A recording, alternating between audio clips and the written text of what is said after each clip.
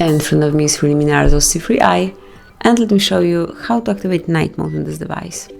So at first let's open the list of all apps, go to the settings then, and now locate display and brightness. And here you will notice eye comfort mode, just mark it, and that's it. From now on you can protect your eyes and you can smoothly use it in this way. And also you can use dark mode as your night mode. To do it, just mark it and tap on OK.